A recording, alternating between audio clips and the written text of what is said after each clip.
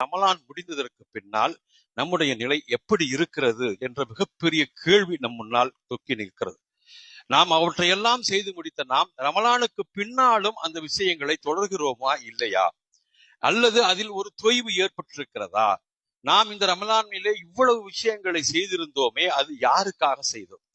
அடுத்தவருக்காக செய்தோமா, நமக்காக செய்தோமா, அல்லாஹ்வுக்காக செய்தோமா என்ற மிகப்பெரிய ஒரு கேள்வி.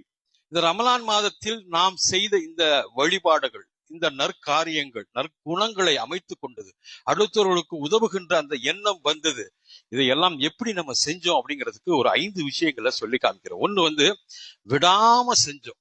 ஒரு நாளைக்கு செஞ்சு அடுத்த நாள் செய்யாம இல்ல, தொடர்ந்து 30 நாளும் சரி செய்யக்கூடியவங்களா இருந்தோம். இடையில எந்த ஒரு இடைவெளியும் இல்லை, விடாம செஞ்சோம். ஒரு 2 நாளை விட்டுட்டு 3ஆவது நாள் செஞ்சோம் அப்படின்லாம் இல்ல, 30 நாளும் செய்யக்கூடியவங்களா இருந்தோம். 3வது முறையாக செஞ்சோம்.